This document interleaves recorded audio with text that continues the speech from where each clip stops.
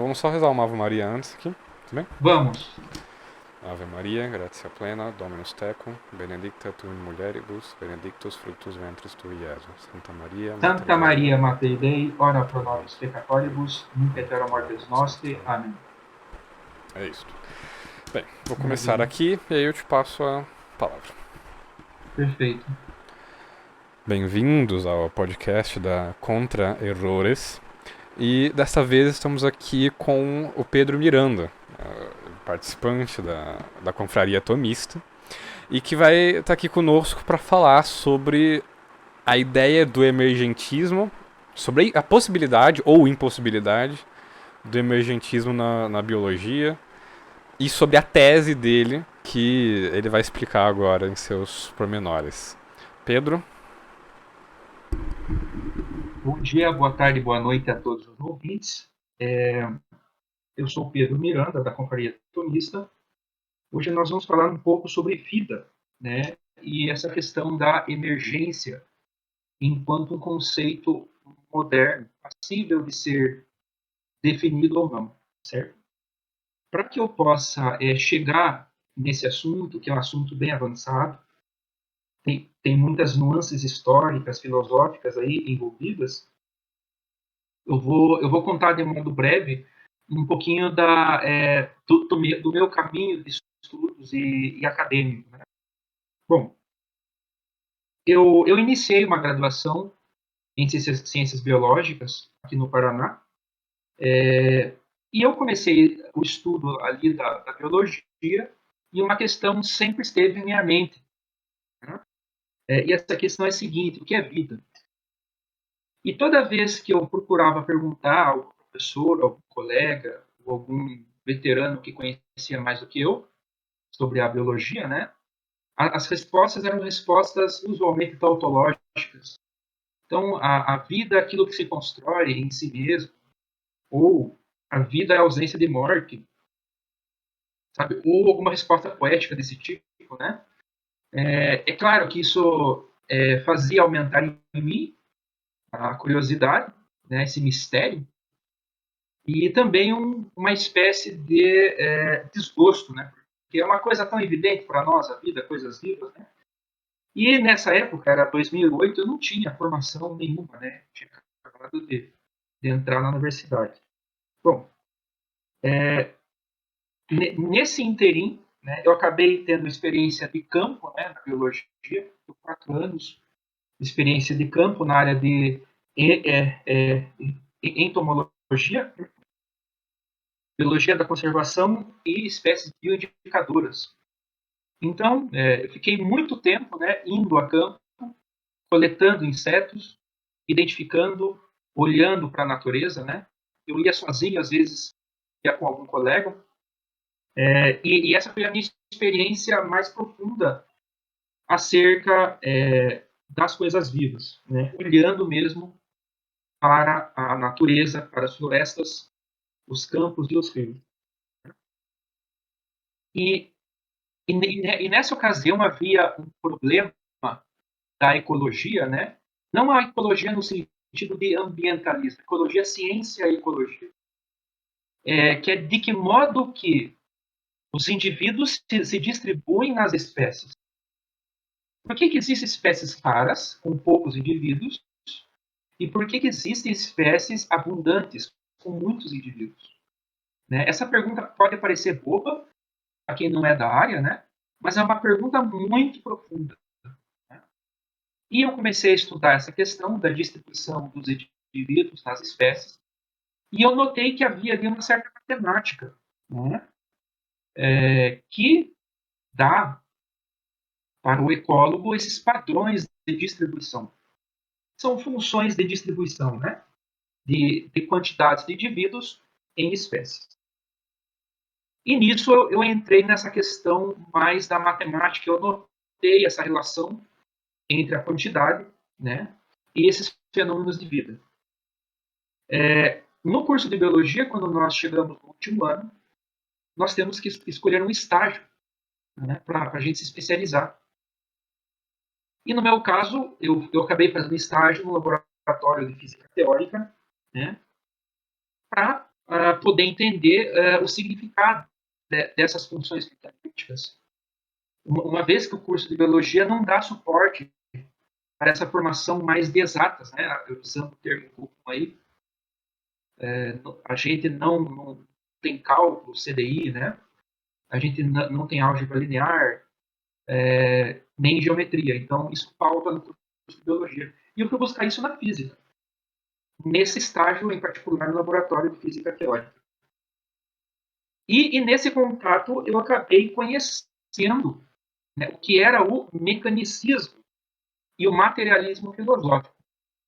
Porque hoje, das três ciências modernas, né, em sentido estrito, a biologia, a química e a física, a mais reducionista, a mais pautada no materialismo filosófico é a física.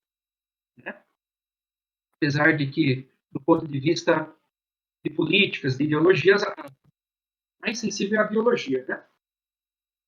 Questão de vida, de aborto, de existência de alma, essas coisas. A biologia é mais sensível, mas a que está mais profundamente afetada pelo materialismo filosófico é a física. Eu vou falar disso posteriormente. Né? Então, quando eu comecei a fazer esse estágio, eu entrei em contato com diversas teorias mais excêntricas, até mesmo dentro da física, como a teoria do caos, né? Que não tem nada a ver com a palavra caótico no sentido clássico, mas tem a ver com um tipo de regime temporal que alguns sistemas possuem, né? Não tem nada a ver com caos no sentido de bagunça. Né? E também fiz ali uma formação em redes complexas, em que sistemas de quaisquer tipos podem ser interpretados como partes que se relacionam. Né? Então, eu fiz esses dois estudos aí dessas duas áreas. Então, depois desse estágio, eu resolvi fazer um mestrado em física. Biólogo fazendo mestrado em física. Né? E acabei fazendo algumas aplicações dessas teorias e já tendo contato com essa concepção da ideia de emergência. Né? Retornando um pouco, na ecologia, que pode ser assim dizer que é da biologia no sentido moderno da palavra, é uma disciplina dentro da biologia, existe lá o que se chama propriedade emergente. Né? E existem as propriedades coletivas. Então, se entende a propriedade emergente dentro da ecologia como aquilo que não pode ser reduzido às partes. Para os biólogos e para os ecólogos, né, essa questão é uma questão muito, como eu posso dizer, tenebrosa. Eles não entram muito no âmbito. É como perguntar o que é vida para eles. Então, eles vão tentar fugir, ou dizer que isso é filosofia, ou que é uma questão muito abstrata, e que não vai gerar nenhum resultado científico, esse tipo de discussão. Né? Bom, terminado o mestrado, eu terminei em 2014, iniciei o doutorado, continuando nessa questão, né, ainda dentro da física, sobre o que é essa emergência. Então, eu encostei nesse assunto durante os estudos do mestrado e me aprofundei nele durante o doutorado. Claro que dentro da física, esses assuntos são assuntos proibidos, né? Falar, discutir de modo metafísico as causas, né? Os todos substanciais, o que eles são, isso aí para eles eles dão risada. Então tinha muito essa questão de ignorância por parte da academia, pelo menos onde eu estudei, né? Nunca se ouviu falar, né? Nunca nunca se trouxe esse tipo de problemática. Bom, então, o doutorado, apesar de ser na área de física, os estudos que eu empreendi foram no âmbito da matemática. Mas eu já quero dizer aqui o seguinte: nós sabemos que a física moderna ela é uma ciência média, né, entre a física no sentido pleno e a matemática e as matemáticas, né, que são duas em sentido pleno, né? Isso também é resultado do materialismo filosófico, certo? Bom, colocando isso de lado, né, hoje a matemática ela se desenvolveu muito, muito mesmo. Nós, né, que estudamos um pouco do mesmo, sabemos que a matemática é a ciência do ens quantum, do ente quantidade, tá? Que é o segundo ou terceiro acidente mais importante. Quando uma substância possui quantidade, nós podemos, de certa maneira, de certo ângulo, denominá-la corpo. Né? Isso é corporeidade. E como é um acidente muito importante, ele pode explicar muitas coisas, mas não tudo. Tá? Então, considerando tudo isso, né, eu fiz essa formação na matemática durante essa construção da tese. E na minha tese de doutorado, eu procurei atacar o problema da emergência. E eu procurei atacar esse problema da emergência de certos ângulos. Primeiro, elucidando, né, o conceito do que se trata, quem foi a primeira pessoa a usar essa palavra, em que sentido ela estava usando. Segundo, qual que é o status questions, né, desse assunto emergência, quais trabalhos já foram feitos. Né? Terceiro, a sua definição, caso caiba. Quarto, sua representação formal. Quinto, suas propriedades. Se forem propriedades matemáticas, demandam prova. Né? Então, é necessário provar, por meio da lógica matemática, as propriedades matemáticas desse construto. E, por fim, aplicações possíveis desse conceito. Certo? Bom,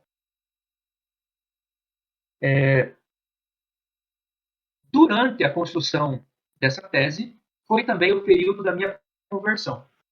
Então, né, já conto a vocês aí que eu fiz minha primeira comunhão dia 26 de fevereiro de 2016, estava bem no meio do doutorado. Então, foi um processo em que, ao mesmo tempo que eu me converti, né, estava estudando o tomismo e também construindo aí essa tese, certo? Bom, qual o título da tese? Para aqueles que desejarem lê-la, né? O título é o seguinte: sobre a emergência e a lei da possibilidade intrínseca. Bom, primeiramente, a minha tese ela foi apresentada a uma banca de física, né, de físicos. No entanto, o assunto dela é de natureza interdisciplinar. De quais disciplinas? Falando agora em sentido moderno, tá? Física, biologia, matemática e metafísica.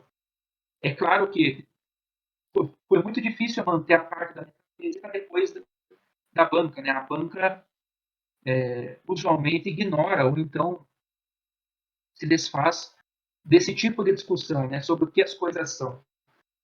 Não interessa o que as coisas são, o que interessa é o que nós podemos fazer com elas. Esse é o pensamento usual aí dentro da academia. Bom, dito isso, então, né? O objetivo é estudar esse conceito de emergência. Pois bem, se nós formos procurar na literatura, a gente vai ver que a ideia, né, não definida, mas já usualmente corrente não, na forma de um conceito não definido, aparece pela primeira vez em Galeno, né, que é aquele médico lá que tem aquela teoria dos 4 temperamentos. É claro que aqueles humores nunca demonstraram nenhum teor científico, né? Era só um modo ali de tentar descrever uma medicina. Mas o primeiro autor que se tem notícia que usa a palavra emergência é o George Henry Lewis. Só que isso é muito posterior, isso é século XIX, tá? Mais especificamente em 1875. E ele vai dizer o seguinte, né? Em inglês, tá? Thus, although each effect is the resultant of its components, the product of its factor, we cannot always trace the steps of the process, so as to see in the product the mode of operation of each factor. In this later case, I propose to call the effect an emergent. Tá? Então, isso é século XIX. Então, esse autor, ele fazia parte de uma escola de pensamento inglesa, né? Na Inglaterra, é a escola de pensamento emergentista. E nesse âmbito, a gente tinha ali duas correntes de pensamento que se entrecruzavam, certo? Uma delas era a corrente de pensamento puramente reducionista, tá? Fruto do cartesianismo, tá? Em que se aprofundou na filosofia materialista, que diz que a vida é resultado da matéria, né? Então, é uma junção fortuita da matéria. E esse é hoje o pensamento, o pensamento comum dentro da academia e entre os biólogos modernos. Por outro lado, nós tínhamos uma outra visão, que era a visão mais vitalista, que era um outro extremo. Né? Então, o vitalismo é a doutrina filosófica na qual se alega que é impossível uma investigação científica da vida, pois tudo que nela ocorre é irredutível. Né? E um dos ícones dessa filosofia vitalista é o nosso Louis Pasteur, né? Também século XIX. E é nesse contexto de tensão entre essas duas escolas de pensamento, né? Vitalismo contra reducionismo, aqui também podemos chamar da biologia de fisicalismo, é que nasce esse meio termo que é o conceito de emergente, de emergência. E daí vem essa escola emergentista. Né? Bom, a uma primeira vista, parece que a emergência, que é algo que surge das partes, mas não pode ser redutível a ela, tá? Recai numa espécie de fisicalismo. Tá? Mas não é isso que acontece. Então, a gente vai ter ali alguns autores posteriores a Lewis, que deu o conceito. Né? Um deles é John Stuart Mill. Depois temos Charles Dunbar Brott. E temos também um terceiro importante, que é Samuel Alexander. Onde, a partir desse conceito estabelecido por Lewis, tá? Eles procuram desenvolver o conceito de emergência em sistemas vivos. Bom, eu li ali a definição do Lewis em inglês. É uma definição muito mal construída. Tá? Parece algo poético que não cabe à linguagem científica. Eu fiz uma tradução aqui, livre, tá? Desse conceito de emergência que eu vou falar para vocês. Então, assim, ó. Assim, embora cada efeito seja resultante de sua componente, o produto de seus fatores, não podemos sempre traçar os passos do processo, de modo a ver no produto a forma de operação em cada fator. Isso aqui está escrito, vocês conseguem sentir isso, né, pelas palavras usadas. O que ele está querendo dizer? Tá? Que o efeito resultante de cada parte do sistema, né, e o produto dos fatores desses efeitos não pode ser traçado, não pode ser conhecido. É como se as partes de um sistema se combinassem de um certo modo e se perdessem. É como se eu não pudesse conhecer como que eu tenho um efeito em um todo Tá? E qual que é a contribuição específica de cada parte? Esse impedimento, tá? A presença desse impedimento, na verdade é um impedimento gnoseológico, é um impedimento de um conhecimento, determina para mim uma propriedade desse sistema, tá? Que nós chamamos de emergência. Pablo, se quiser perguntar alguma coisa até aqui, que agora acho que vai aprofundar um pouco mais, tá? Eu queria saber, porque quando eu ouço o nome emergência ou emergentismo, me vem à cabeça a ideia evolucionista de que como que emanam de alguma espécie algo que faz ela como que se tornar outra espécie, né? Sei lá, do macaco pode emanar de alguma forma a razão que cria o humano, né? Tanto que na filosofia analítica essa é a posição quase que total sobre a filosofia da mente, né? De que tá, ok, você não tem uma alma, mas você tem uma mente que emerge dos seus processos físico-químicos, né? Então, quase que um preconceito, não sei se é justo ou não, que eu tenho com a palavra emergentismo, é que me parece que ela tá como que intrinsecamente ligada com o evolucionismo, o materialismo e todos esses ismos. Perfeito. Bom, como eu havia falado, a escola emergentista ela surgiu em contraposição a duas escolas. Uma escola que era puramente vitalista, que dizia que era impossível conhecer a vida em todos os seus detalhes. Ou seja, coloca de fato uma barreira. E outra escola, que é essa que no fundo você se referiu, em que os efeitos vivos são devido a uma combinação fortuita da matéria. Então, esse efeito emana da matéria. Só que a palavra emergência ela não se cabe para descrever isso. Apesar de que hoje a palavra emergência ela é usada de qualquer maneira. Mas, para os filósofos dessa escola, ela não poderia usar como um efeito emanatório das partes. Porque se o efeito emana das partes, e se ele é conhecido, ele é causado pelas partes, o que é impossível. Tá? Depois eu vou falar por que é impossível.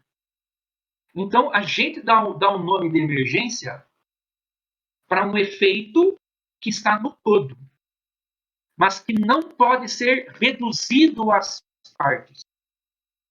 Que é o contrário do que você falou. Eu não sei se eu me expressei bem aí, mas bem, Paulo. Não, só Na entendi questão agora. que às vezes a palavra ela é maculada, né? Isso acontece muito.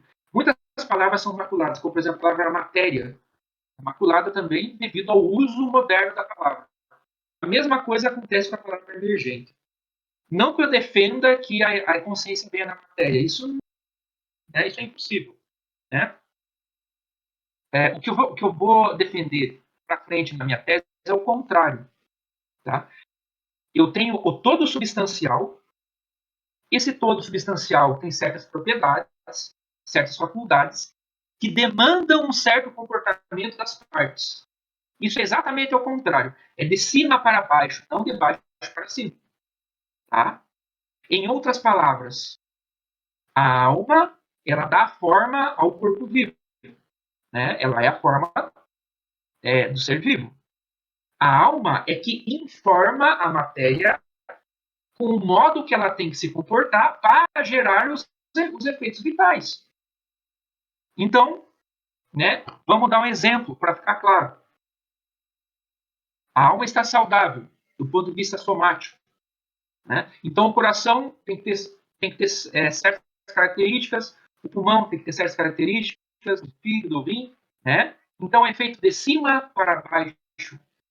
Tá? É claro que se eu tirar o rim, eu tenho uma impossibilidade material. Né? Então, a vida ela fica impossibilitada devido à remoção, né, de um órgão vital. Né? O corpo. Seria um elemento nesse caso, não? ele é um elemento usado pela alma.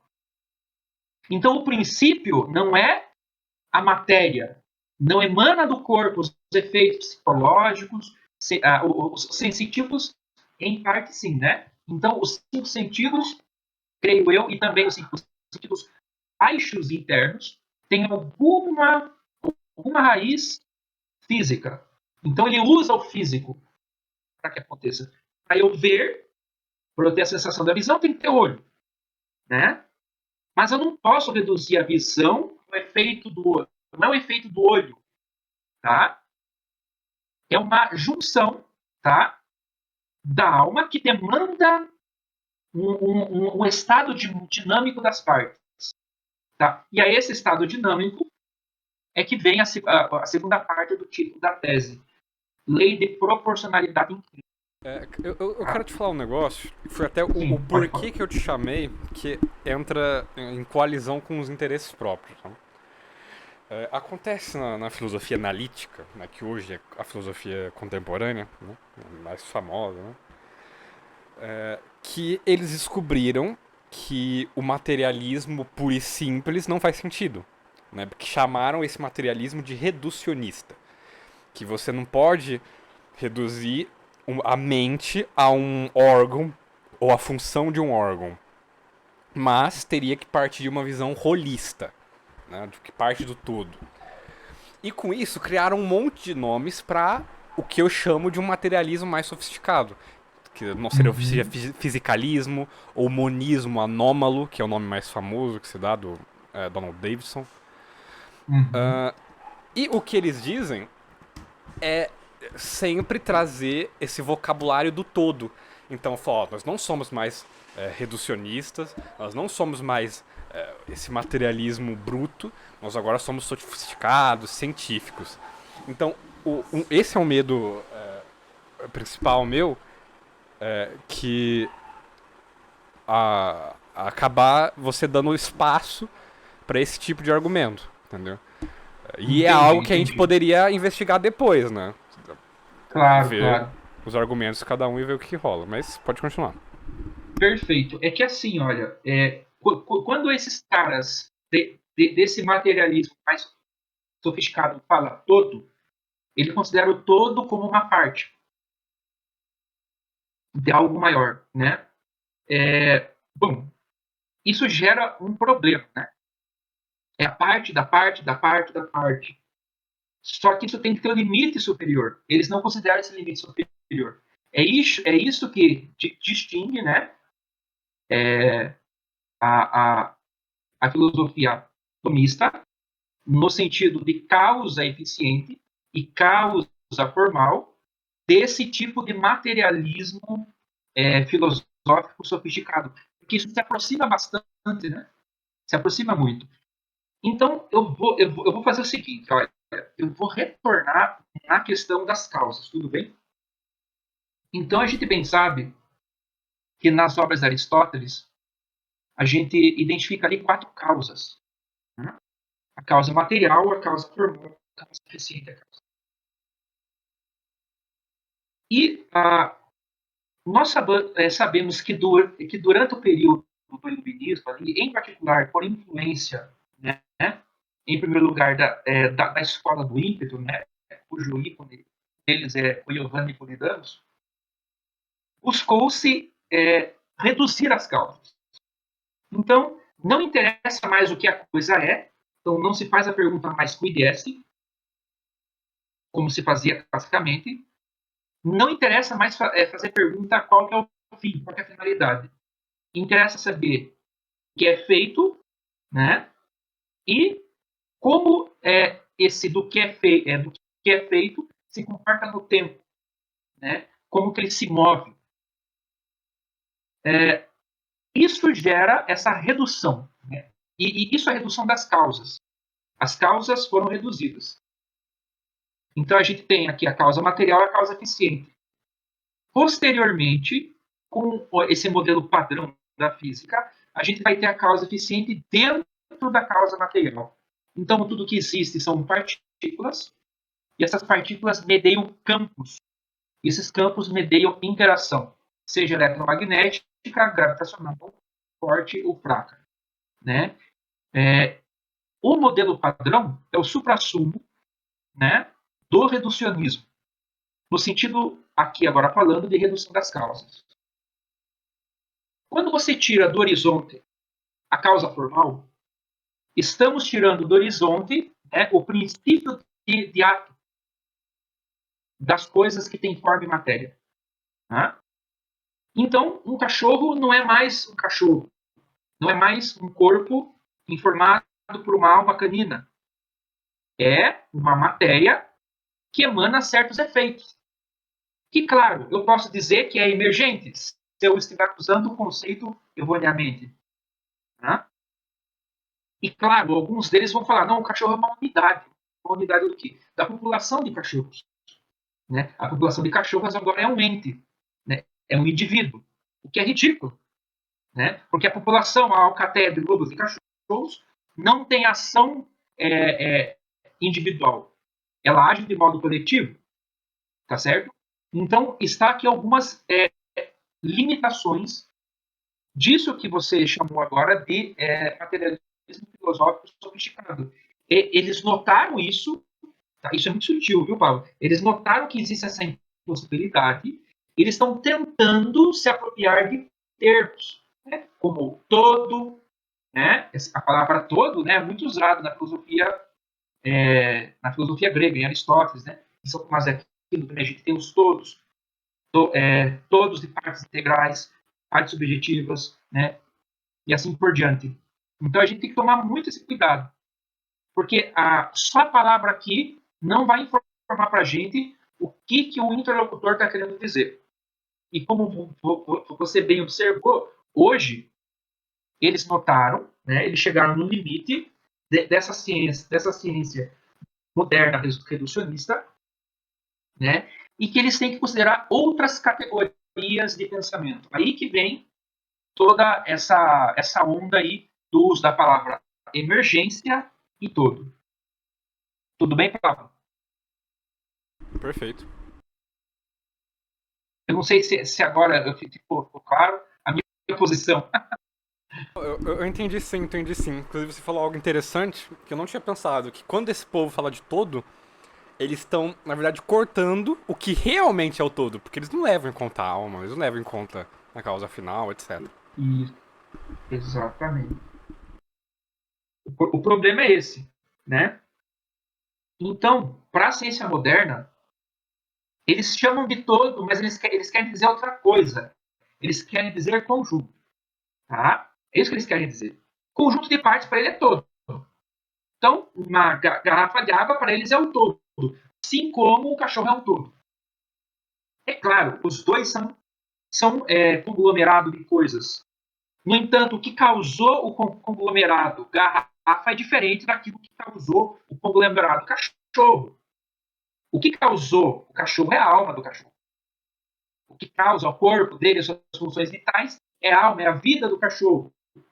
Né? Então, para eles, não existe essa distinção entre uma pedra e um cachorro.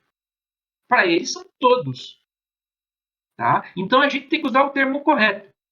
Tá? O termo correto é todo substancial, porque você vai ter uma unidade ali, uma unidade funcional. Né? A pedra não tem unidade funcional. A pedra tem propriedade transversal. O que significa? Eu vou explicar de outro modo. Se eu pegar uma pedra, quebrar ela em um monte de pedacinho, né, eu vou ter as propriedades da pedra, a sua massa, né, a sua velocidade, eu vou ter a sua dureza, a sua ductibilidade. Se eu quebrar em pedacinhos menores, né, de pedrinha, de pedriscos, eu vou ter também essas propriedades, tá? que vai explicar para mim a propriedade do todo. Então, aqui as partes explicam o todo. Quer dizer que aqui você pode reduzir. Então, em contextos de seres inanimados, eu posso aplicar, em certa medida, esse reducionismo, que eu vou ter conhecimento. Vai gerar conhecimento, sim. Só que eu tenho que estar consciente que o método cartesiano reducionista, ele reduz, O que é reduzir? É você ignorar o que é. Tá? É você ignorar, né?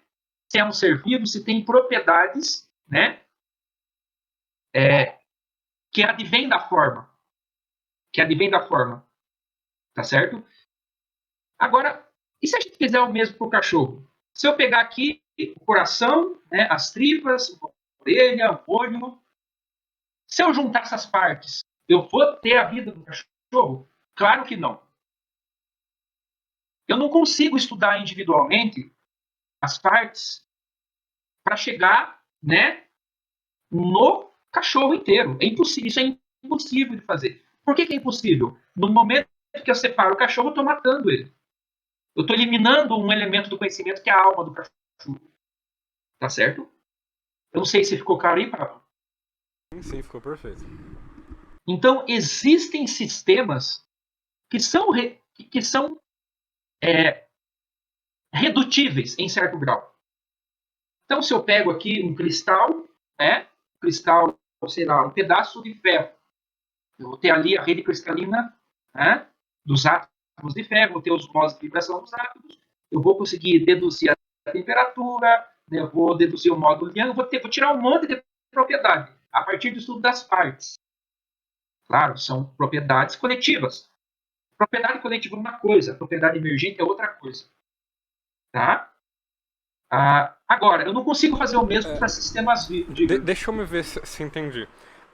Perfeito. A propriedade emergente seria aquela própria do todo substancial, Isso. enquanto a coletiva seria algo mais perto do todo integral. Isso mesmo. Exatamente isso. Olha só, é exatamente isso. Em particular, o que eu estudei dos sistemas emergentes são sistemas vivos, que são caracteristicamente emergentes. Aqui é importante que a gente tome cuidado. Isso não quer dizer que se eu pegar e dissecar o cachorro e olhar a anatomia do coração, estudar a fisiologia dos tecidos do coração, isso não vai gerar conhecimento. Claro que tem conhecimento aí. Mas o conhecimento só disso não é suficiente. O conhecimento só do coração, do tecido muscular, do tecido adiposo, dos olhos, dos pelos, não é suficiente para eu poder explicar, para eu ter conhecimento suficiente para explicar a vida de um cachorro vivo. Essa que é a questão. Então, para sistemas vivos, de modo geral, a gente tem sistemas resistentes à redução cartesiana. Eles são resistentes. Quer dizer que é difícil conhecer coisas desses sistemas vivos por meio do cartesianismo.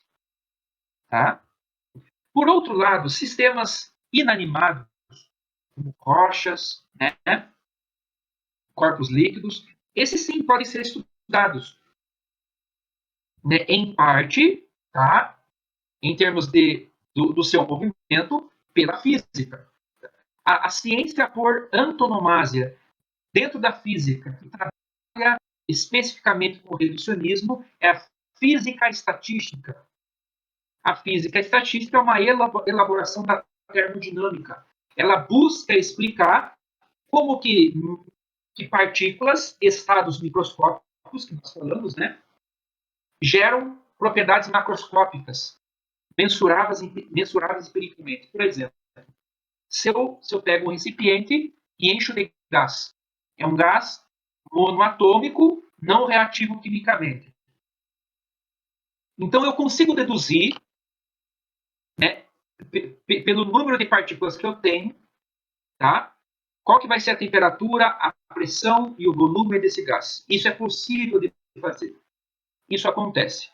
Por que é possível? Porque as partes do gás que eu coloquei no recipiente, tá, têm interações simples, geram propriedades coletivas. O que eu quero dizer com isso? Temperatura, volume e pressão são propriedades coletivas. Vêm do resultado da soma das partes, da contribuição de cada parte. Eu não consigo explicar por que, né, eu vou dar um exemplo aqui, né? Se eu pegar um gato, eu pego um gato e coloco aqui na nossa frente. Se eu der, um empurrão no gato, o que ele vai fazer? Eu consigo saber como que as partes vai receber essa força e vai reagir, eu não consigo saber. Porque eu não sei como que o gato vai receber aquele estímulo, que é o tapa. Eu não consigo também saber como que as partes vão reagir. Não dá para saber. O que o gato pode fazer? Sei lá. Pode me arranhar, ele pode gostar, ele pode sair correndo, não sei. Não dá para conhecer, em termos de causa eficiente, o comportamento do gato após o estímulo. Agora, se eu aplicar uma força no gás, eu sei que reação que ele vai ter em termos de aumento de temperatura e aumento de pressão. Ou fixado um dos dois, né? Variação do outro, do segundo.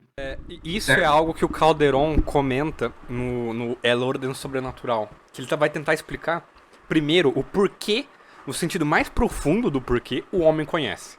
Ou seja, porque foi o homem que Deus escolheu para conhecer as coisas intelectivamente. Perfeito.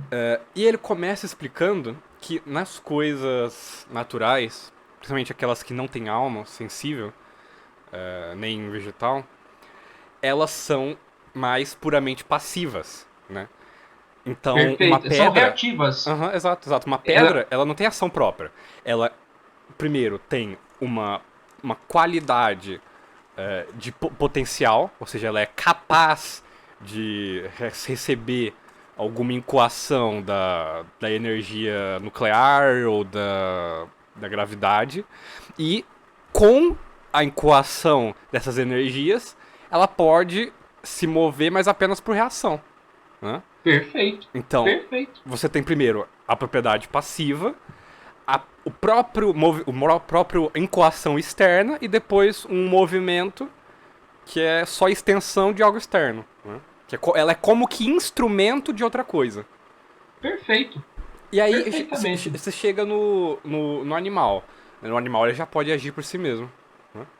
E o quão É. mais perfeito é a alma, mais ele pode usar de outras coisas. Né? A Perfeito. planta, ela usa de outras coisas só na alimentação. O animal bruto já usa de outras coisas no conhecimento. E o homem, ele usa de outras coisas do modo perfeito, né? E por que o Exato. Caldeirão explica? Por que é assim? Porque, por dois motivos. Primeiro, a potência coarta o ato. O ato por si só ele tende ao infinito. Uhum. Mas a potência que dá limite a ele, contra os escotistas, né? Que os escotistas dizem que o ato limita o ato. O astomismo diz que não, né? O que limita o ato é a potência. Enfim, Uhum. então a matéria, a primeira coartação é da matéria à forma. E depois disso, e principalmente, é da essência ao ato de ser participado por Deus. Porque o físico, Uhum. né, ele tem o problema da incomensurabilidade. O físico vê o burro e ele fala: o burro é melhor burro do que o homem. O homem ele não é tão burro quanto o burro. Então, nesse sentido, o burro ele é mais perfeitamente burro que o homem. Então, como que você pode comparar o burro com o homem? O físico ele não consegue chegar na resposta disso. Quem consegue chegar é o Uhum. metafísico. Que o metafísico percebe Perfeito. que Uhum. a comparação não é pela forma. Que de fato, se for pela forma, o burro é mais perfeitamente burro, né? Mas Sim. é pelo ato de ser participado pela essência. Né? E é isso que Perfeitamente. vai fazer a comensurabilidade, né? Uhum. E é isso. Perfeito, Pablo. Então, como você bem colocou, os sistemas inanimados, no geral, né, eles são do tipo newtoniano. Eles são sistemas do tipo ação e reação, né? Porque eles têm essa potência passiva de receber os atos externos, reagir de acordo com a sua dignidade, né? De acordo com a sua composição, né? Então, eles são sistemas reativos. Tá certo? Uma pedra é um sistema reativo, os fluidos, de modo geral, né? Os gases, os líquidos, são sistemas reativos, né? No sentido de reação mesmo. Nesses sistemas, você pode aplicar tranquilamente as leis de Newton, sem problema nenhum. Tá? Você vai obter ali a descrição do movimento. Claro, se você quiser encontrar isso. Agora, ninguém consegue aplicar a lei de Newton para um animal. Tá? Aí, inclusive, isso foi motivo de briga na universidade uma vez. Eu falei isso, o pessoal queria me enforcar lá, né? Eles me falaram, mas o cachorro, o gato, não é corpo, não, eles não têm massa. Eu falei, tem massa. Mas escreve para mim a equação aí. Eles não entendem que, além da corporeidade do cachorro, do gato, né, você tem uma alma que vai reagir sensitivo a esse estímulo. Então, se você der um pontapé no cachorro, no gato, ele vai reagir de acordo com as condições internas dele, da sua alma sensitiva, tá? E o homem mais perfeitamente ainda. Tá? A planta, é engraçado, a planta ela tem uma reação vegetativa. Não se pode dizer, evidentemente, que a planta é emotiva, ela não tem uma reação modulada, mas ela tem uma resposta vegetativa, porque a planta cresce por intusescência, né? Ela cresce internamente, por assim dizer, ela vegeta, ela vai reagir, mas vai reagir de modo vegetativo. E o estímulo para ela é identificável, tá? Somente como fatores físicos externos.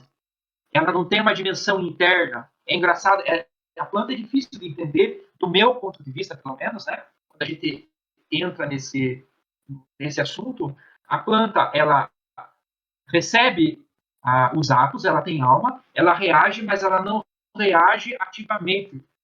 É uma espécie de reação passiva, se eu posso dizer isso, né?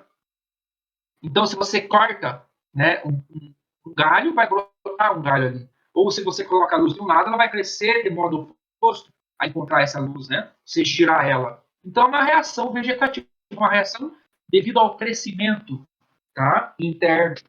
Crescimento interno no sentido de crescimento por assimilação, né? Não sei se eu me fiz claro aí na questão das plantas. Tudo bem? Sim, sim.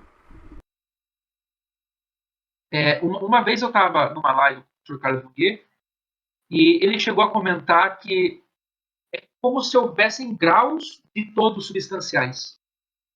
Então, a planta é mais todo substancial do que a pedra, que é mais todo substancial. O animal é mais todo substancial que a planta, e o ser humano é mais todo substancial que o animal. Né? Sim, sim, e tem algo lindo nisso, que é a tendência à universalidade, à imaterialidade que você vê A até imaterialidade. até na planta, né? Tem algo muito Perfeito. interessante. Eu não sei se eu vou estar fazendo uma digressão muito grande aqui, qualquer coisa eu corto. Mas no El Ordem Sobrenatural, o Calderon ele faz como que uma lista rápida do mundo sensível, do mundo da alma sensível e da alma vegetativa. E ele comenta que mesmo nos órgãos dos sentidos externos, ou seja, o menor da potência sensitiva, mesmo ela tem como que no que ela apreende, né, do estímulo que ela tem, ela não tem só o estímulo, ela tem também um ser intencional, ou seja, como que Perfeito. uma abstração, mesmo no sentido externo. Ou seja, cara, Perfeito. é um negócio que eu achei que fiquei Perfeito. espantado. Eu fiquei, meu Deus, como que uma pessoa percebe isso? e, É e, exatamente isso. e é isso, né? Aí eu não sei se tem isso também no mundo vegetativo, né? Se o mundo vegetativo tem algum ser intencional. Eu acho que não, mas não é impossível, né? Então, é que assim, olha, Pablo, se é vivo, tem intenção, tá? Se você for bem cético, você pode afirmar que a vida ela atende a duas coisas, tá? A sobrevivência e a reprodução. Sobreviver e reproduzir é algo que está além de si. Então, ela já tem uma finalidade nutricional. Na menor das bactérias, isso existe, porque na menor das bactérias há alma, tá? E o que acontece? Isso é um assunto de debate, nossa, de séculos e séculos. E o que existe hoje, em termos de literatura desse assunto, né? Pelo menos dentro da academia? Existem autores que defendem que os sistemas vivos são antecipatórios. São sistemas antecipatórios. O que é um sistema antecipatório? O sistema antecipatório é aquele sistema que busca antecipar um estado futuro. Isso também é impressionante. E é isso que você falou, só que em outras palavras, em outro contexto, no contexto temporal. É claro que a criatura, em certo grau, imita o Criador. Tá? As plantas, os animais, né, todos os seres vivos, né, buscam imitar a Deus, tentando serem eternos. Né? E como que esses seres vivos buscam ser eternos? Reproduzindo e sobrevivendo. Eles querem sobreviver e passar. Quem me falou isso uma vez foi o Carlos Nogueira. Foi a primeira vez que eu ouvi, depois que eu fui ali ratificar. Tudo bem, Pablo? Sim, sim. Bom, então a gente tem que definir algumas coisas, né? Como você bem colocou, a palavra emergência, todo, ela é maculada de sentido moderno, tá? E esse assunto, né, do ângulo que eu estudei, não tem nada a ver com a evolução. Evolução é uma outra coisa, né? É um outro assunto, né? São outro tipo de problemas, né? É da origem dos seres vivos. Esse é o problema que eu não ataquei na minha tese, né? Mas eu falei isso em vídeo algumas vezes, tá certo? Um todo substancial, ele não muda, tá? Ele não pode mudar essencialmente. Quando nós vemos ele como composto, é claro, os seus acidentes podem mudar, evidentemente, mas a essência não muda. Isso é impossível, tá? Do ponto de vista metafísico. Então, vamos voltar aqui um pouco sobre a questão do termo emergência. O conceito de emergência surgiu no século XIX devido à falta de um conceito, tá, que foi removido do horizonte científico lá durante a Revolução Científica do Iluminismo, do Humanismo, onde se tirou de vista a causa formal. Se você tira de vista a causa formal, sabendo que a alma é a forma do corpo vivo, você está eliminando a consideração da alma como o princípio de ato do ser vivo, né? de causalidade, né? De causalidade formal, nesse sentido que eu estou falando. E é evidente que, na medida que os estudos iam progredindo, faltava alguma coisa. O que estava faltando era a forma. É como você querer jogar um jogo de bilhar sem taco. E querer ganhar o jogo ainda. E dizer que está indo tudo bem. Essa é a analogia que eu faço aí para compreender o contexto. Né? Então, o que acontece? A gente tem que dar um novo nome. Tá? O que nós chamamos de emergência, pelo menos na minha tese, é o fenômeno pelo qual todo substancial vem a ser, né? Existe, né? O seu modo de operação específico. Então, quais são os atributos provenientes, essenciais provenientes do cachorro? Né? Quais são suas propriedades, né? Quais são suas propriedades? Essa questão que está em jogo. Não dá para a gente encontrar a causalidade da propriedade do cachorro a partir das partes.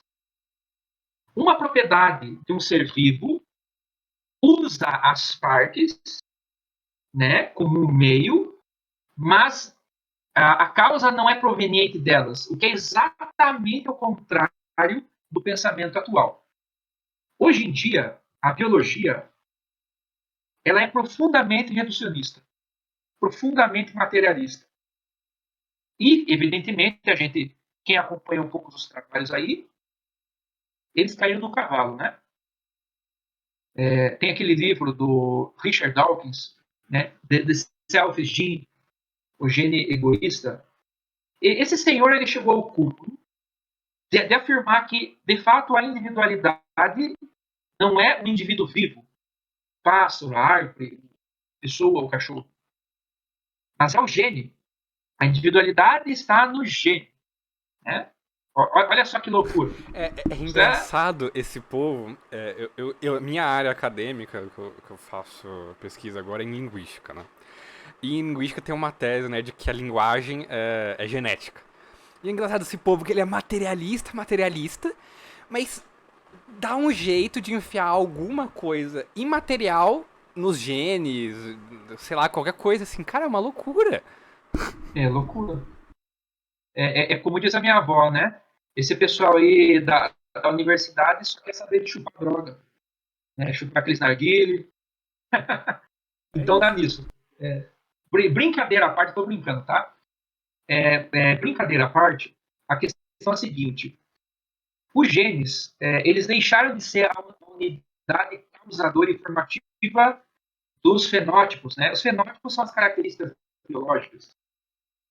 Então, o genótipo já não é mais um espelho do fenótipo. Eu lembro até hoje, né? Eu estava tendo aula de genética molecular, 2010, e entrou o professor na sala de aula, todo branco, assim, né, paso, e ele contou para nós assim, ó, não, publicaram um artigo e mostraram que 70% dos genes do arroz, né, faz splice alternativo. O que é esse splice alternativo? Eu vou explicar para vocês aí. Ó. É quando um gene ele pode ser lido de mais do que uma maneira. Então, eles chamam de dogma central da biologia. É engraçado. Né? É uma religião da biologia. Isso é verdade, eles usam essa palavra, dogma central da biologia. Qual é o dogma central da biologia? Você tem o gene que gera uma proteína, essa proteína gera um fenótipo, característica biológica. Tudo bem, isso acontece de fato. Né? Eu só não posso chamar isso de dogma e também não é tão linear quanto a gente imagina. É claro que se eu tirar aquele gene, vai faltar o material onde eu vou produzir a proteína, aí eu não vou ter a característica biológica. Isso é um fato. Mas eles acreditavam que o conhecimento dos genes ia gerar o conhecimento de todos os fenótipos. E o que é esse splice alternativo? É o modo pelo qual o gene vai ser lido. Porque o que é um gene? Um gene é uma porção do DNA que tem uma sequência de nucleotídeos que são traduzidos em aminoácidos para formar uma proteína. Só que dentro do gene eu tenho material que não é lido e material que é lido. Eu tenho os introns e os exons. E se pensava que a parte inútil do gene era sempre inútil e a parte útil era sempre útil. O que é o splice alternativo? É que às vezes a parte inútil é lida como útil e a parte útil é lida como inútil. Quer dizer que do mesmo gene eu posso gerar diversas características. E agora? Agora não tem mais fundamento para biologia. Acabou. Tá? Eu lembro até hoje isso, a cara do professor é assustado. Porque eles apostam tudo na matéria. E fazer isso é apostar na matéria. Que é uma burrice, né? Desculpa falar isso. É falta de visão. Não está olhando Eu direito acredito que para. você até me deu chance pra falar algo que eu queria falar só no fim, mas que é sobre a religiosidade da biologia e da evolução. Né? Porque todos os sistemas não cristãos,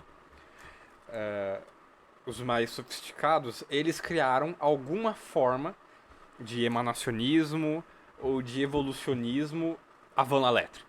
Né?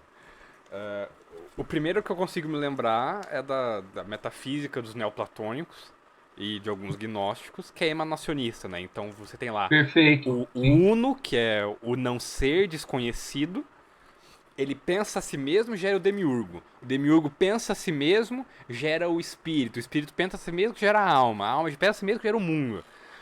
E isso vai. Aí depois, né, vai com a influência do aristotelismo e uma comunidade um pouco mais científica, veio o Avicena, se eu não me engano. A Avicena tinha uma ideia mais ou menos parecida, né? Você tem lá a primeira inteligência, a inteligência pensa a si mesmo, gera a alma da primeira esfera. A alma da primeira esfera pensa a si mesmo, que gera a primeira esfera. E assim vai. E Hegel já leva isso às alturas, né? Que o ser comum, não, melhor, antes começa com o não ser, que é o ser indeterminado. O ser indeterminado pensa a si mesmo e se determina, que se torna o ser. O ser É pensa a si isso mesmo, que se aí. torna o ser quantidade. E aí ele vai o Hegel chegou no topo, no cume da montanha da loucura metafísica gnóstica. Aí parece que o mundo perdeu o fôlego e aí falou, ó, essa metafísica tá muito louca e a gente precisa agora virar materialista. Vamos ficar lá embaixo que a gente não tem problema. E é isso. Aí agora é essa mesma escalada, só que material.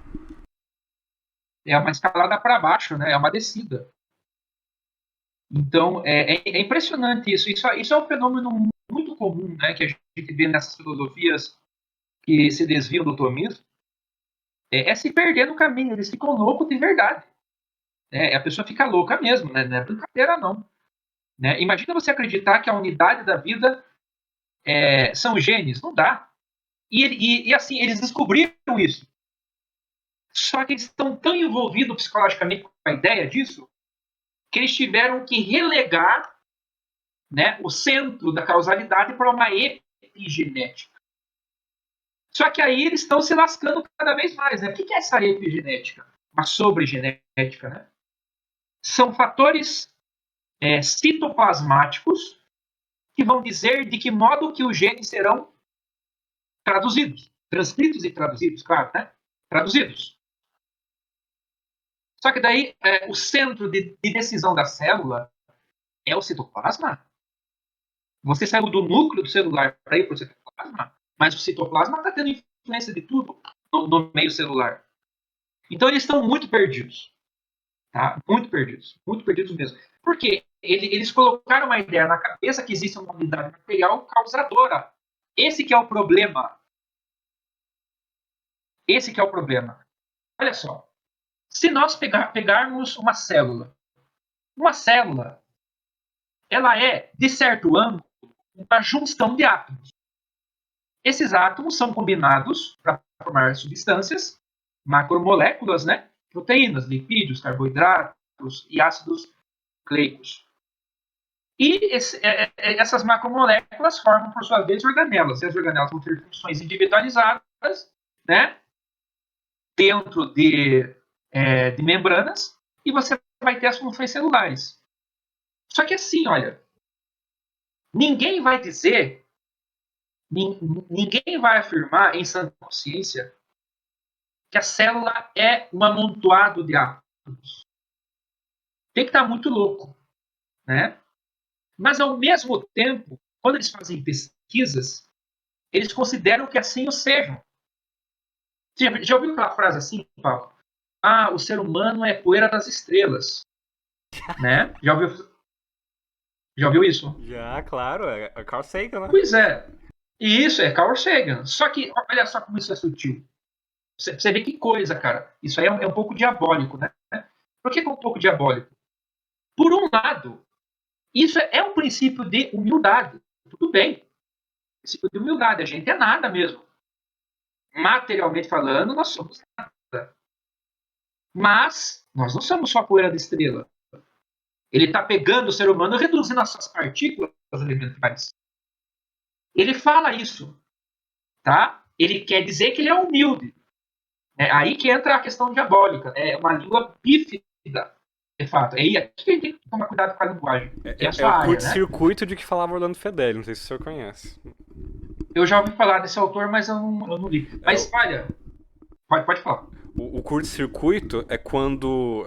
Basicamente, quando ocorre essa língua bífida, que no caso especificamente é quando uma linha da gnose irracional se junta com o panteísmo racionalista. E aí você gera esse curto-circuito que os dois, que antes lutavam, agora viram uma coisa como que uma junção contraditória forçada. E é isso Uma que gerou. simbiose. E é isso que gerou todas as maiores revoluções do mundo, né? Tipo, Lutero com o Perfeito. nominalismo e o gnosticismo do Mestre Eckhart, ou seja, racionalismo e irracionalismo. A Revolução Francesa, com o culto da deusa razão e o culto do ser supremo, Enfim, o evolucionismo também é uma religião disso, né? Perfeito, exatamente.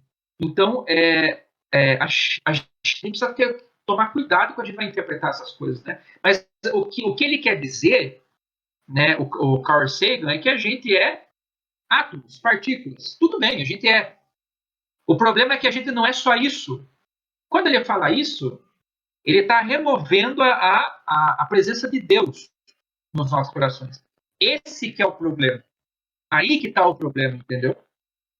É claro, quem é cientificista, vai ouvir isso e vai se sentir honrado, né? Olha só como o nosso representante como ele é humilde. Humildade nada, isso aí é o capeta, né? Que é o ser da soberba aí, né? Falando com língua bíblica. Bom, e falando nesse senhor, Carl Sagan, a tese dele é sobre aquecimento global, né? Não sei se você sabe. Não sabia. Pois é, ele fez uma tese de aquecimento global, mas usando os modelos computacionais, que tem a sua limitação, mas não teria problema nenhum, né? Mas ele considerou só a atmosfera para fazer um modelo de aquecimento global. Aí não dá, né? Aí também tá brigando. Então, o maior ícone desse pessoal cientificista, né, é, na verdade, um fraudador. É a mesma coisa eu querer falar, né, de uma planta sem falar das folhas. Não tem como falar de aquecimento global sem falar do mar, sem falar dos oceanos. Os oceanos têm maior calor específico do que a solução ar, né, a solução gasosa que é o ar. Então, esse é o representante deles. Mas vamos voltar no nosso assunto, né? Bom, então, eu posso, sim, usar a palavra emergência em um contexto específico, querendo dizer propriedades que vêm não como um efeito das partes, tá? Mas que é informada, é dada às partes. Foi uma tentativa de resgatar, no final das contas, a causa formal. E colocar isso dentro do horizonte da ciência, né? É claro que a banca, quando viu isso, ficou com os olhos arregalados. Né? Primeiro, porque nunca ouviram falar e que isso é muito esquisito. Né? Em se tratando do efeito dessas propriedades emergentes, né? Eu vou ter a lei de proporcionalidade intrínseca. O que é essa lei de proporcionalidade intrínseca? É o modo pelo qual as partes devem se comportar mediante uma demanda do todo, ou seja, uma demanda dos processos vitais do ser vivo. Né? Então, em fisiologia humana, a gente tem um conceito chamado homeostase. Não sei se você já ouviu falar. Homeostase. Sim, sim. Sim. Então, o que é essa homeostase? É um conjunto, tá, de grandezas fisiológicas que deve se manter, como a palavra indica, estável para que o sistema possa ser considerado saudável. Quando o corpo foge dessas grandezas fisiológicas, ele deixa de estar em homeostase, configurando uma patologia. Né? A gente pode usar o conceito de emergência para explicar isso. O ser vivo, ele é intencional. Ele é intencional em termos psíquicos. É claro que isso tem uma gradação das plantas para o ser vivo. Né? E ele é intencional em termos também fisiológicos. Tá? O corpo ele tem uma forma característica de funcionar. No entanto, o que ele intenciona é como se fosse uma ordem para suas partes, para suas células. O corpo tem um controle sobre as suas organelas, os seus órgãos, os seus tecidos. E não ao contrário. Não é possível que individualmente as células se combinem para formar tecidos, os tecidos se combinem para formar órgãos, e os órgãos se combinem para formar sistemas orgânicos geram as funções vitais. Essa escalada, ela é fisicalista, ela é reducionista, materialista. É como você bem falou no início da nossa conversa. É uma espécie de materialismo filosófico sofisticado. você considera esses graus, né? Mas você ainda está considerando que eles estão causando. Esse que é o problema, né? O que está causando é a alma está informando as partes ou modo do seu comportamento. E de que modo que as quantidades entram aí? Olha, para que haja saúde no corpo, eu tenho que ter um índice glicêmico, que é uma concentração de glicose no sangue, perfeito? Quantidade. Eu tenho que ter um índice, né, de O2 dissolvido no sangue, seja associado às hemácias, seja associado ao plasma. Eu tenho que ter uma quantidade de íons potássio, sódio. Né? Eu tenho que ter um campo elétrico em torno das células que possuem membrana excitável, como os neurônios, os músculos. Então, são quantidades que ajudam a manter esses processos vitais. O conjunto dessas quantidades é que nós chamamos de lei de proporcionalidade intrínseca. É uma proporção intrínseca daquele modo de vida. Cada modo de vida vai ter um modo específico do funcionamento das suas partes, que é demandada pela alma do ser. Não sei se eu me fiz claro aqui, Pablo. Está claro? Sim, sim. Então, por detrás disso, dessas quantidades, né, que ajudam a manter os processos vitais, então a ordem do ser é: primeiro existe a intenção do processo vital, depois tem o trabalho das para corresponder a essa intenção. É uma espécie de relação mestre-servo, né? É a alma que é a mestra do corpo. Em termos, biologicamente. A vida psíquica, claro, né? Se eu comer um alimento, se eu comer muita carne, eu vou ter mais, né, essa questão hormonal. E vai gerar uma tendência no meu corpo para certas ações e pensamentos. Só que isso é uma tendência, né? Não é uma ação que induz um resultado. O corpo se comunica com a alma, né, com a psique, mas, do ponto de vista fisiológico, é a alma que está informando o comportamento das partes. Acho que aí não tem nenhuma dúvida ou preocupação, né, Não, não. Pablo? Inclusive, aconselho para alguns monges que têm problema com luxúria, né, não comer carne. Claro que a carne predispõe o corpo para esse tipo de queda. Né? Então, a gente elimina esse elemento material que pode contribuir para esse tipo de pecado. Esse é um exemplo bem clássico, né? Usado aí pelos diretores espirituais. Bom, como eu tenho quantidades que devem ser mantidas de modo específico no tempo certo, tá?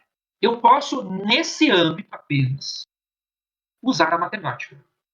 Aí eu posso usar a matemática. Assim como eu posso somar a massa de corpos, eu uso a matemática para somar a massa de corpos. Então, no âmbito do conhecimento das massas, eu posso aplicar a matemática. No âmbito dessas proporcionalidades intrínsecas desses todos substanciais vivos, eu também posso aplicar a matemática. Não que a matemática vai explicar para mim como isso foi causado. Antes eu considero o que deve ser causado, para depois eu investigar como que as quantidades devem se comportar para gerar aquele efeito. Eu sei que a gente está acostumado a ver de modo inverso. Até quem não é reducionista pensa um pouco assim. Né? A gente é infectado, sem querer, por esse pensamento filosófico. Mas o que eu estou trazendo é exatamente o contrário. Tá?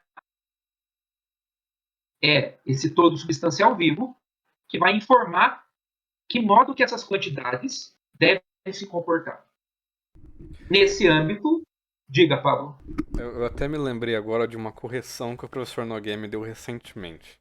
Eu não sei se você conhece de um problema chamado entitatismo. É um problema que os tomistas estão sempre à beira, né? Que é bom sempre tomar cuidado para um tomista.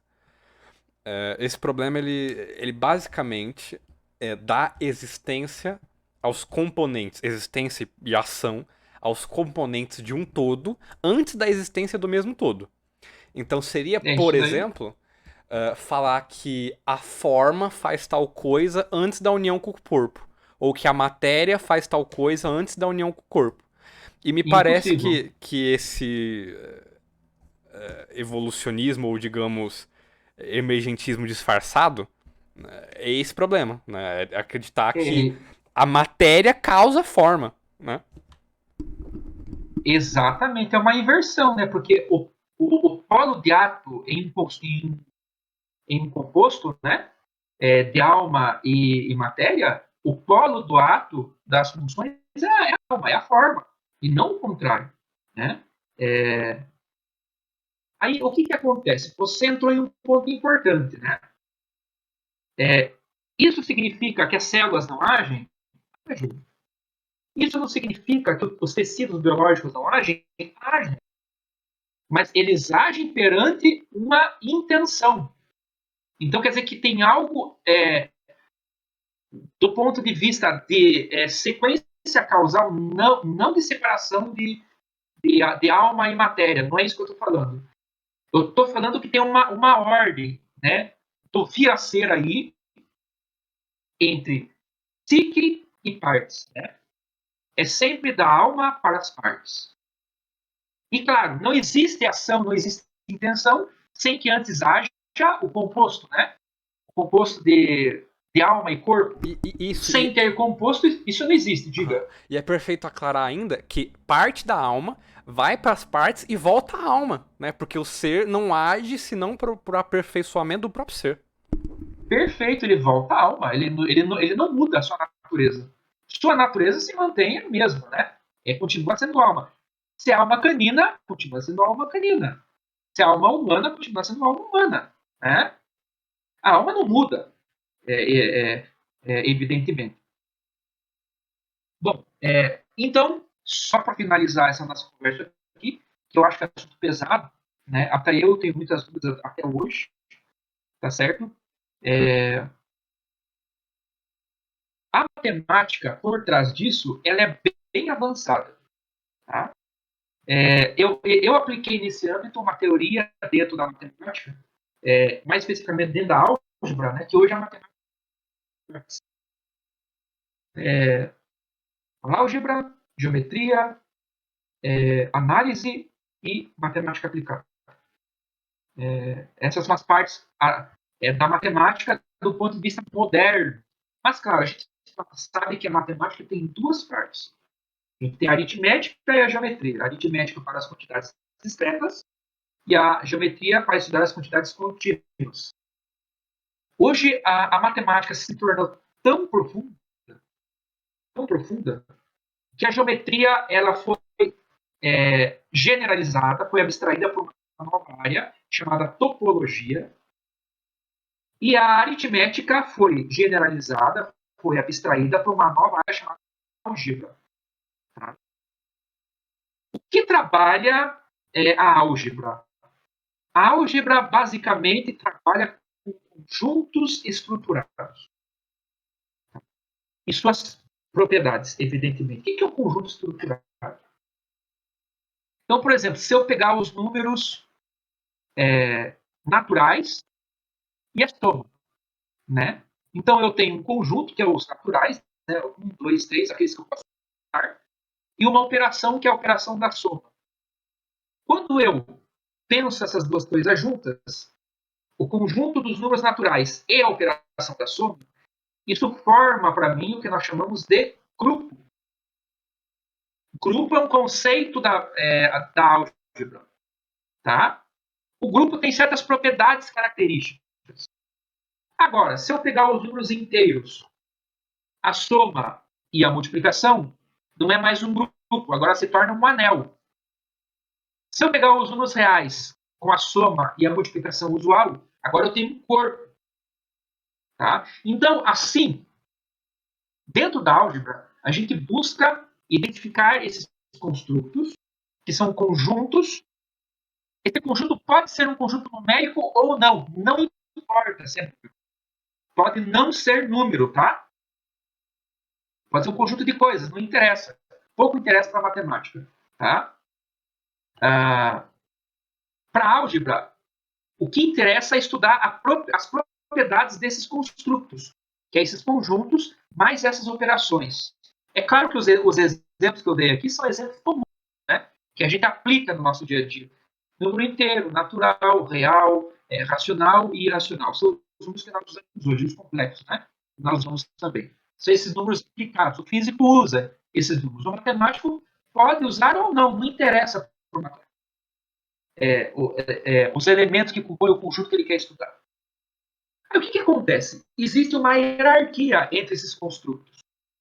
Tá? Existe uma hierarquia. Existem construtos que têm mais operações internas e tem outros que têm menos operações internas. Vamos pensar agora assim, olha. Uma célula, ela é uma unidade funcional, né? Ela não é uma unidade funcional independente se ela pertencer a um ser macroscópico, como por exemplo o animal. As células do animal não são independentes, tá? Mas existem seres celulares que têm uma célula e são independentes. Os protozoários, por exemplo, a euglena, ela é feita por uma célula. E ela é uma unidade funcional, ela é um ser vivo. Protozoário, protoanimal, tá? Mas a célula, dentro de um metazoário, do animal superior, ela vai ter a sua unidade funcional, né? Só que ela vai participar, olha só, cara, ela vai participar da funcionalidade do tecido. O tecido vai demandar, né, uma intenção para a célula. A célula vai reagir de acordo com as suas capacidades. O tecido vai compor um órgão, e o órgão tem funções vitais. Por exemplo, o estômago. O estômago tem várias paredes musculares, né? Tem a mucosa interna, que tem que produzir sucos gástricos, etc. Tá? O estômago determina uma... Determina. Esse é um modo aproximado de falar, tá? Não é assim. É só um modo alusivo de falar. Alusivo não. É um modo alegórico. O estômago vai demandar de um certo tecido uma produção, um certo efeito biológico. O tecido corresponde. Né? E assim sucessivamente. É claro que o limite disso é a unidade do indivíduo vivo. Então, não tem algo acima da unidade do indivíduo. Então, acima do cachorro, as funções vitais do cachorro não servem a ninguém. Né? Não serve a população. A população é só um conglomerado. Tá? Então, você veja. Nós usamos essa estrutura em hierarquia, tá? Sempre de cima para baixo, nunca de baixo para cima. Senão a gente vai cair em materialismo filosófico, né? Sempre de cima para baixo. E a gente usa a matemática da hierarquia desses construtos. Então, eu tenho conjuntos, né, maiores, que têm mais operações, que demandam coisas de conjunto menores, e assim sucessivamente. Se eu tivesse uma arma de desintegração, né, então eu aperto aqui um botão, sai um raio, e todo o corpo se transforma em partícula. Né? Se os dois corpos têm a mesma massa, né, e eu aplicar esse raio nesses dois corpos, de seres vivos semelhantes, eu vou produzir a mesma quantidade dos elementos químicos. Tudo bem? Mesma quantidade. Mas o que foi embora aí? A matéria mesma. Né? Eu vou ter um amontoado de átomos de um ser que é semelhante ao do outro ser, a mesma quantidade. Então, esses processos vitais, com esse exemplo, eles demonstram para a gente que os processos vitais não podem estar nem no átomo, nem exatamente na célula, a célula participa, nem exatamente no tecido, o tecido participa, nem exatamente no órgão, o órgão participa, e assim sucessivamente, até chegar na unidade formadora viva, que é a alma, que é a forma do ser vivo. Tá? Ficou claro aí, Pablo? Sim, sim. Olha, eu acho que por hoje tá bom. Se eu continuar falando, vou falar abobrinhas. Não, mas tá perfeito, cara. Perfeito. Foi muito claro. Eu acredito que também. Eu não sei se você concorda, porque a minha tese eu escrevi, como eu falei para você, em um período que eu estava estudando o tomismo, e eu estava ali do lado do Carlos Nogueira, coisa para ele, né? E é claro, a palavra emergência e emergentismo, ela é maculada de fato. Né? E a minha tese tentou resgatar essa palavra, resgatando, no final das contas, a causa, né? recolocando no âmbito dos estudos de biologia a causa formal. Tá certo? Sim, você disse pra mim que você chegou se não me engano, a mudar algumas concepções que você tinha na tese. Você chegou a comentar algo disso no podcast, mesmo que não apontando que era da tese, mudou ou não? Sim, sim. Eu já estou considerando a minha visão atual sobre isso. Perfeito. Então, acredito que seja isso, cara. Eu gostei bastante da conversa, sinceramente, foi bem frutuoso pra mim, aprendi muita coisa e eu creio até que é que agora eu já é até difícil pra mim pedir algum assunto pra você falar, porque eu não te conheço, não sei do que você sabe, não sei do que você não sabe, o que você gosta de falar. Então, qualquer assunto que você gostaria de falar em público, eu tô aqui, cara, e é isso, qualquer coisa a gente grava. Maravilha. Então, é que você não sabe o que eu faço, né? Eu sou atualmente professor aqui da universidade, eu sou professor de matemática, mas eu sou biólogo, né? A minha preocupação é continuar estudando vida. Eu continuo aplicando esses conceitos para investigar propriedades que não podem ser estudadas pelas partes. Então, eu faço uma análise complementar ao que é feito nos laboratórios, tá certo? Sou professor particular também,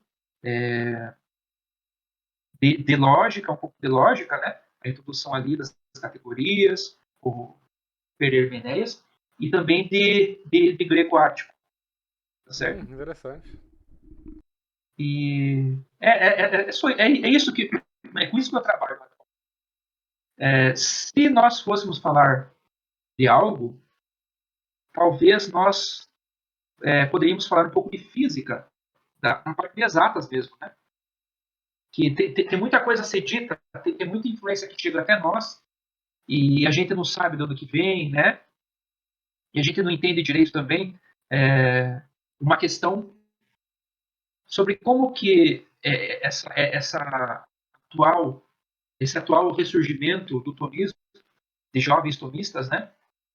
Pode influenciar, por exemplo, a matemática, o que tem para ser feito nesse âmbito.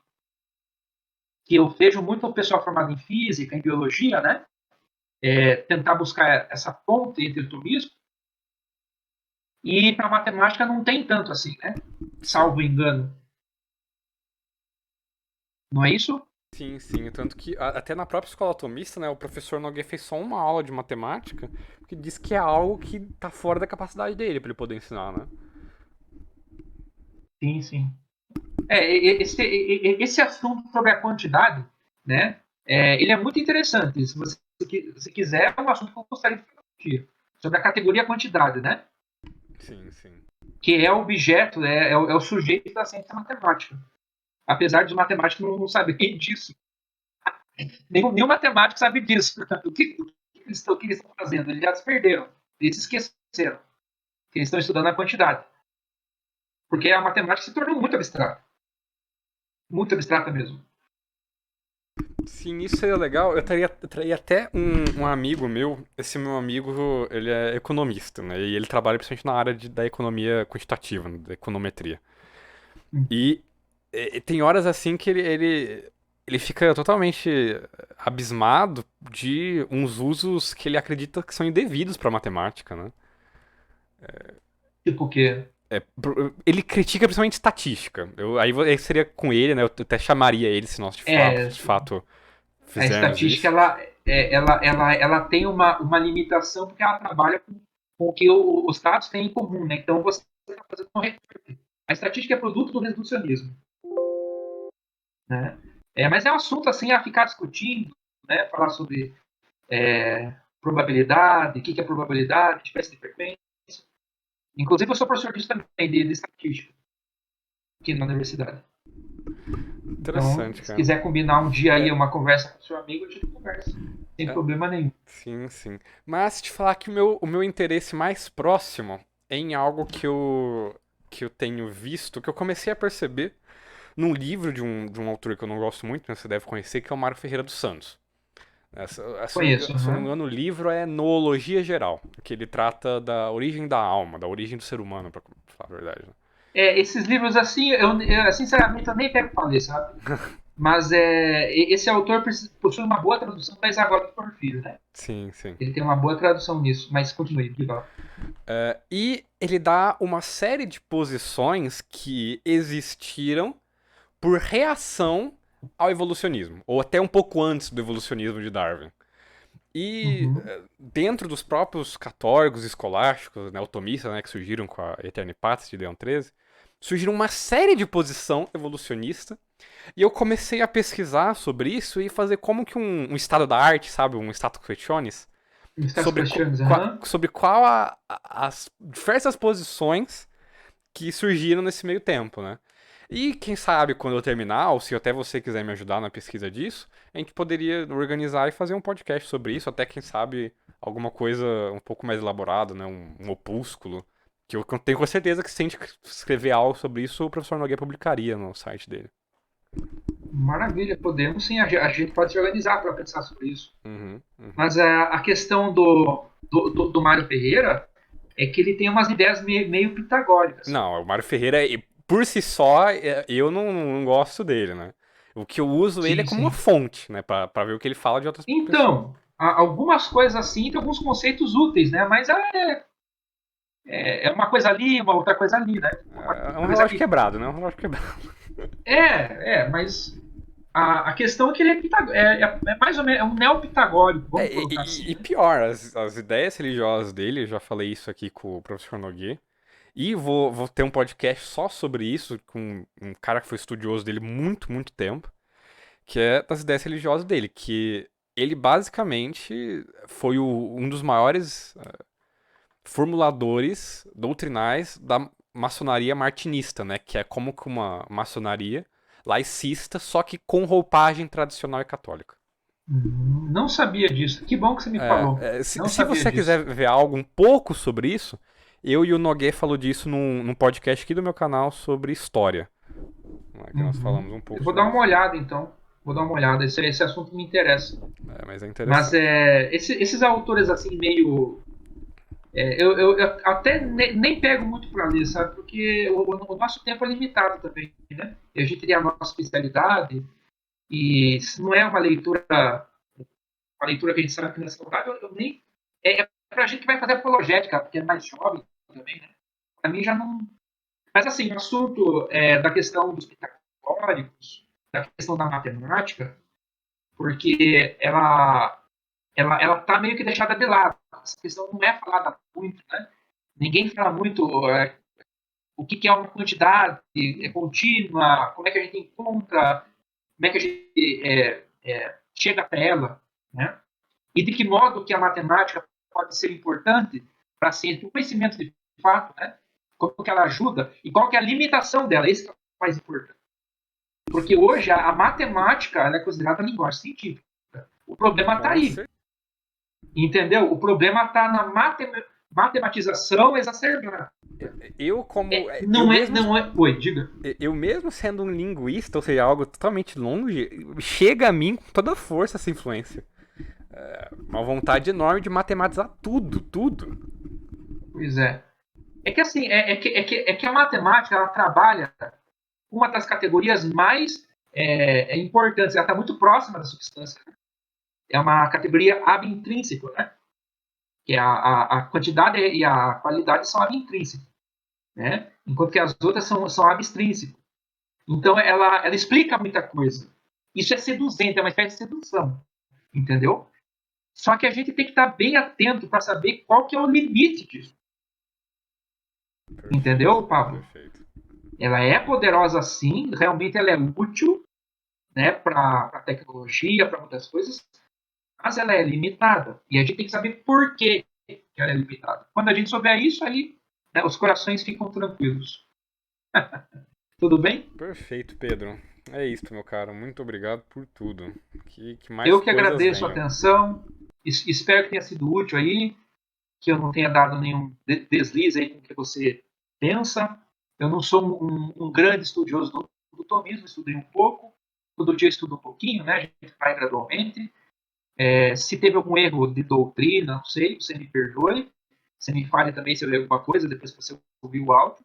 Sem problema nenhum, não fico ofendido. Eu agradeço até se você encontrar algum erro conceitual, qualquer coisa assim. Tudo bem? Perfeito, meu caro. É isso, então. É isso. Muito boa noite, meu caro. Qualquer coisa eu te aviso.